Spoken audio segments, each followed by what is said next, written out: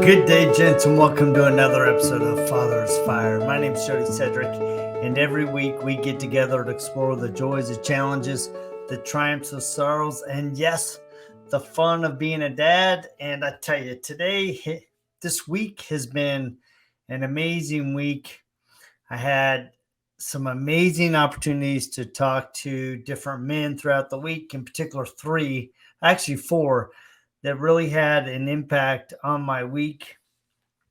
And so there's no guests. There's just some thoughts that I would like to share with you guys today from those conversations with the intent to help you guys become better men, to take a look at yourself, to recognize that you're doing better than you think, but there's also room where you can improve as men.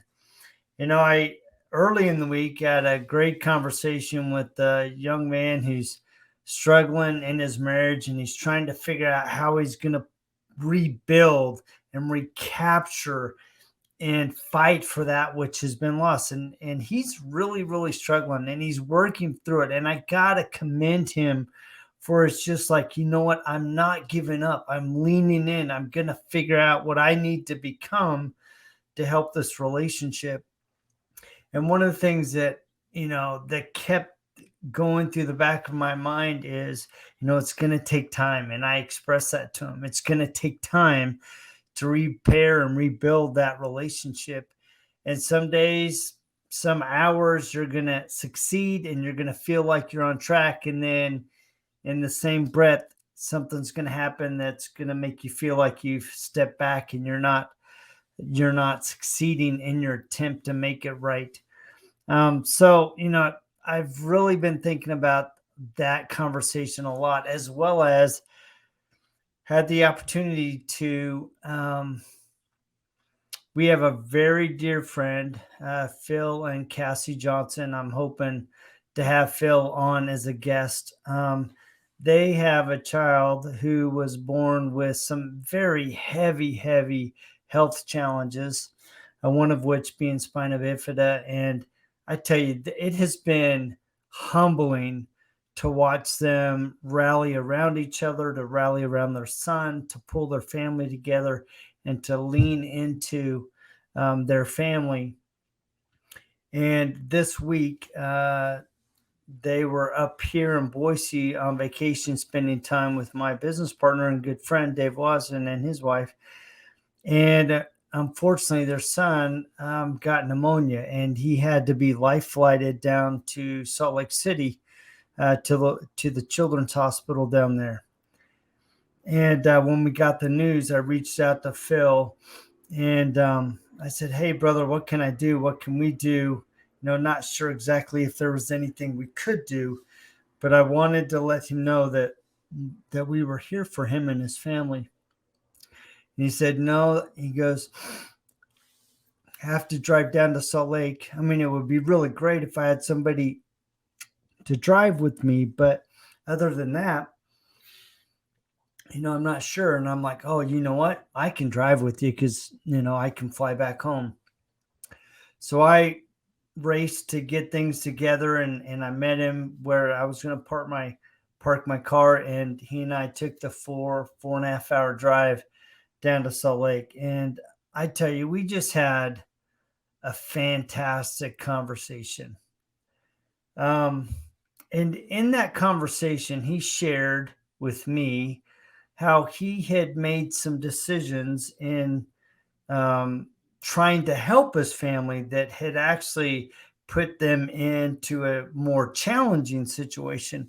And he was feeling really bad about that choice. And as we were visiting, I said, "You know what? You got to recognize that there are three areas that challenges hit us men from, and women as well. I mean, it's universal. Challenges hit us from three areas. And these three areas are challenges that are the consequences of our own decisions. The second area that we get challenges are the consequences of other people's decisions, that the consequences of those ripple across our lives in ways they never anticipated or we anticipated. And then also challenges that I believe God entrusts us. He knows that we as men, we as husband and wife, we as families can bear that burden. We can bear that challenge because he knows that through that challenge, if we embrace it with the right spirit, the right attitude, it will refine our character. It will sear our hearts together and make us a more unified family.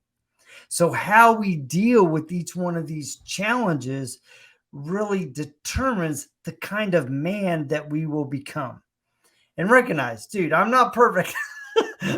I've struggled with each one of these. And, as I talked to my friend Phil, I said, remember, the first thing you got to recognize is that the decision that you made, was it with the right purpose? Were you trying to bring about a blessing, a benefit for your family, or were you doing it for selfish and greedy desires? He's like, no, I was legitimately trying to help my family. But in going through the process of making that decision, I couldn't see clearly that it really wasn't a good fit. My intent was right, but I hadn't properly analyzed the situation, the opportunity. And because I didn't go through those necessary steps, it led me to making a poor decision, which now is going to affect my family for some time.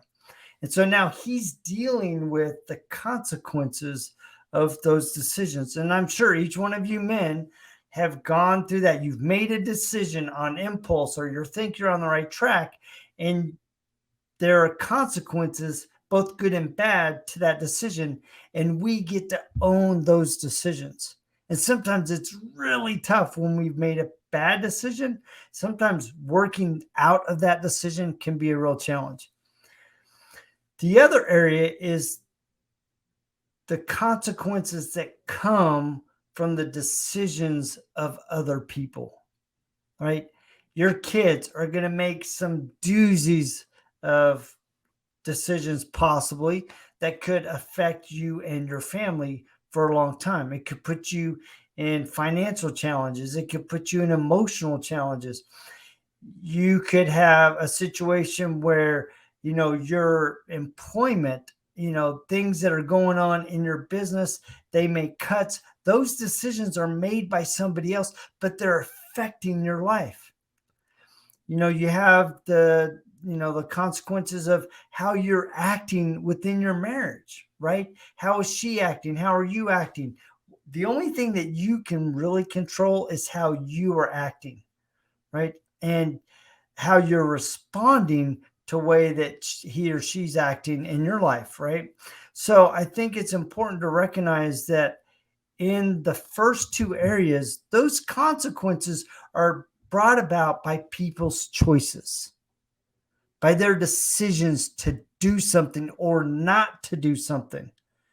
Now, some of the men that I've talked to, through the Involved Dad program, they admit I was a crappy husband and father early in my children's life. And now I'm trying to reconnect with them, and I'm having to deal with what I was yesterday. And I'm trying to become more today. And I'm dealing with the consequences of them only seeing yesterday and not seeing who the man I've become today. So when you're in that situation where people are only seeing yesterday, you have to double down on who you are today. I mean, if you've lost faith, if people have lost trust in you, you have to be doubly honest and forthright and open and consistent and present. You have to do all of those things, like triple effort, to prove that you are becoming, or you have become, who they are. And when they have those moments when they're second guessing, you have to go, look, I know you have reason because of who I was yesterday, but let me show you who I am today, and have a little patience with me. And don't actually say that, have patience with me, because that's just going to put the wall up, right? I mean, in your heart, say, look, I know who I was yesterday, and you have cause because you haven't healed from the pain of yesterday. And here I am professing that I'm the man that you need. And let me regain your trust. And that trust is going to take you time to rebuild. It's going to start from today, the next 5 minutes, the next hour, the next 24. It's going to build little by little. And you're going to have those moments when they're going to get afraid, they're going to get concerned, they're going to remember, and they're going to second guess, and they're going to put up a wall. And you got to be okay that they put up that wall.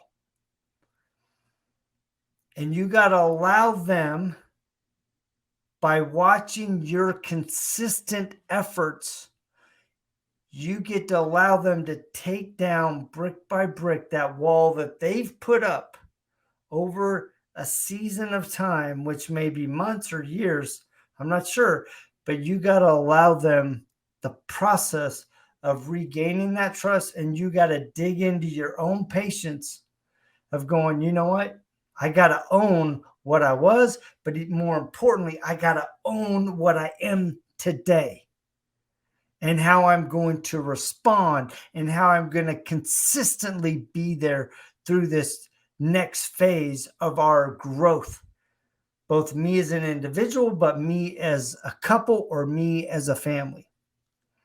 And then there are the third area where challenges come from.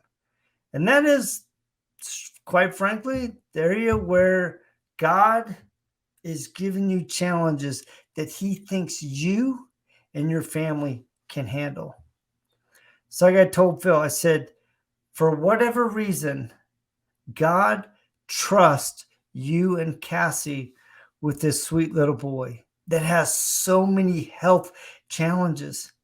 He knows that you're going to love him like no other. But more importantly, he knows that while it may be challenging for the two of you, you have the capacity to lean into each other and use that experience of serving your son to refine and beautify and strengthen your relationship together as you learn to lean on each other like you never would have in any other circumstances. So he's entrusting you not only with that boy, but also the experiences that will bring you and your wife together and your family together. So learn to recognize where those challenges are coming from. Are they coming from decisions that you've made and you're now dealing with the consequences or benefits? Or are those challenges coming from the decisions of other people that you're now having to step up and being a significant part in the resolution of those and helping that person that you love walk through those challenges?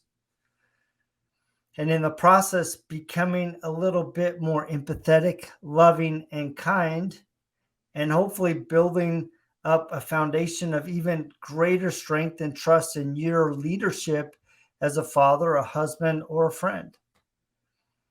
And of course, that third relationship where God is trying to fine tune you, trying to go, yeah, you know what? I have a challenge, an opportunity that will refine your character in a way like no other. And it's going to be, in my experiences, those kinds of challenges tend to be the longer ones.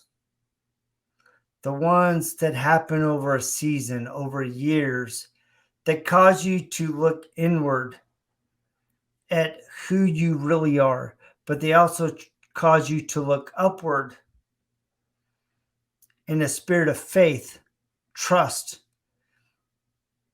and love. And going, all right, God, what do you want me to become? What do you want me and my wife to become? What do you want our family to become? And those challenges can be, all three of those create their own unique opportunities for growth. But you men have the capacity to embrace that challenge and become more than you are today. And what's interesting is a lot of times those changes are so minute that we don't even think we're making progress. But if you take a look at the man you are today, and you go back all the way 10 years ago, or even longer, 20 years ago. I mean, I've been married 32 years. And when I look at myself from the lens of being 57 versus the lens of being 27, I can tell you I am not the same man that I was at 27. I like who I've become. I like who Judy and I have become. I tell her all the time, I love you, but I love us. Because what does the man upstairs said? He goes, leave your family and cleave unto your wife and become one. That is the ultimate.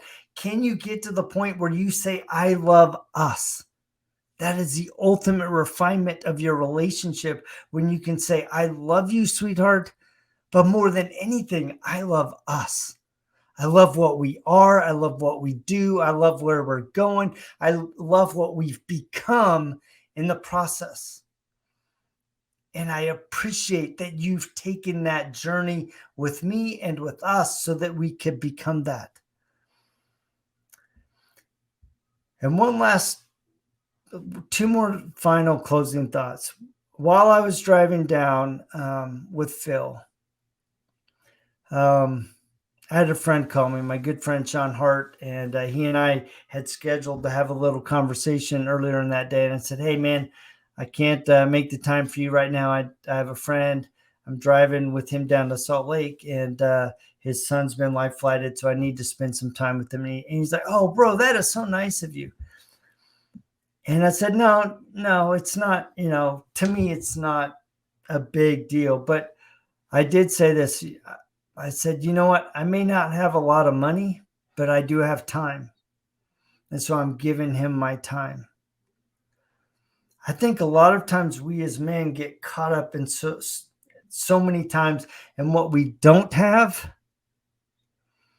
especially what we don't have financially, that we don't recognize that our greatest gift to someone else, a friend, a child, a wife, a business associate, is our time. So be willing to give your time. My friend Reed Young is the epitome of this. Dude, if I call him and I say something's broken, I don't care what time of day. He's like, Jody, come over, or I'll come over and we'll figure it out.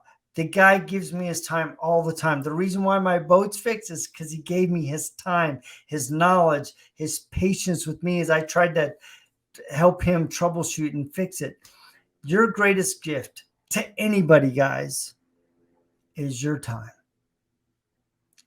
So don't be selfish with your time when it comes to those moments when someone needs you. The other area too, and I want to go back, and this applies to my friend Phil, and it also applies to the young man that I was talking about who's struggling with his marriage. A lot of times, the biggest challenge that we have in our relationship with our significant other, with our beautiful wife, it's that our frustrations are extensions of our expectations. Let me repeat that. Our frustrations are extensions of our expectations. And we are expecting certain things to happen. And when those expectations are met, that's when we get frustrated, we get upset, we get angry, we get argumentative, and all of a sudden something that was really, really small blows up into something that is cankering your marriage, that's cankering your relationship. So don't let your expectations destroy what could be a beautiful relationship. And I just finished the book, The Compound Effect by Darren Hardy. I strongly, strongly recommend you guys read that. But in that, he was sharing an experience when he was a young man, how he went to a seminar, and the gentleman asked this question. He said, in a relationship, what should be the percentage split of between two people to make a successful relationship? And thinking he knew the answer, he said 50-50. Someone else said 51-49. You need to put a little bit more effort. Somebody else said 80-20.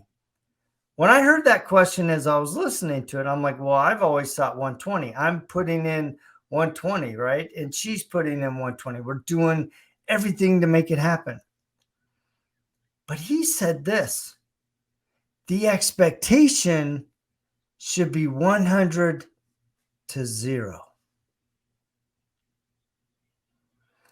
We should put in 100% and expect nothing back.